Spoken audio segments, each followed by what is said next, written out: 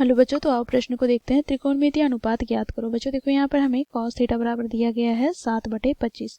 तो दिए गए प्रश्न की मुख्य अवधारणा की बात करें तो बच्चों यहाँ पर हम देखे हैं पाइथागोरस प्रमेय से हम जानते हैं कर्ण का वर्ग बराबर क्या होता है, तो लंब का वर्ग प्लस आधार का वर्ग। तो बच्चों यहाँ पर कर्ण का वर्ग अर्थात h का स्क्वायर बराबर क्या प्राप्त हो जाएगा, तो p का स्क्वायर प्लस b का स्क्वायर। बच्चों यहाँ पर लंब को p और आधार को b से प्रदर्शित करते हैं। साथ ही बच्चों यहाँ पर हम देखेंगे cos थीटा बराबर क्या होता है, तो आधार बटे कर्ण।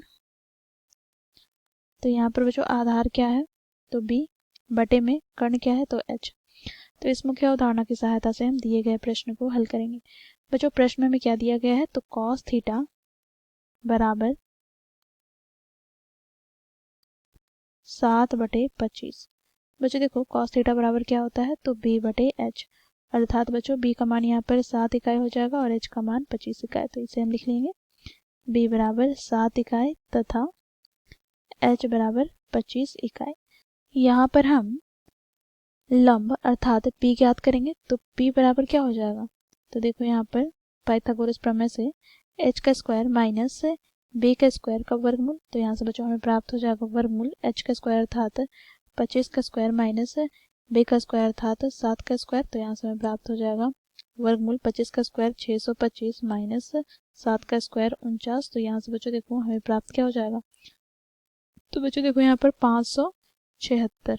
ठीक है, तो बच्चों देखो 576 को हम जब वर्गमूल से बाहर निकालते हैं तो यहाँ से हमें प्राप्त क्या हो जाएगा, तो ये हमें प्राप्त हो जाएगा बच्चों और यहाँ पर 24 के बराबर। ठीक है, तो यहाँ से हमें p बराबर क्या प्राप्त हो गया, तो 24 इकाई।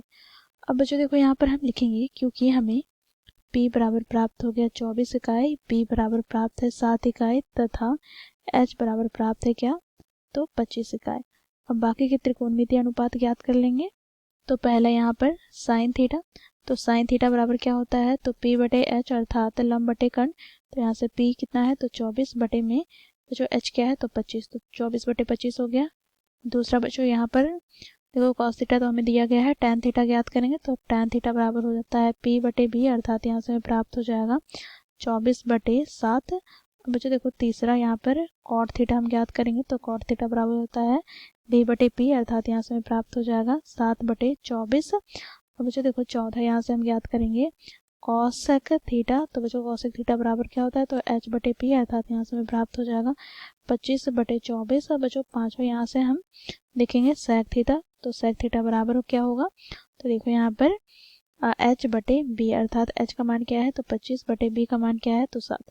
तो इस प्रकार बच्चों हम लोगों ने मुख्य अवधारणा की सहायता से दिए गए प्रश्न को हल किया। आशा करती हूँ आप लोगों को यह प्रश्न समझ में आया होगा। धन्यवाद।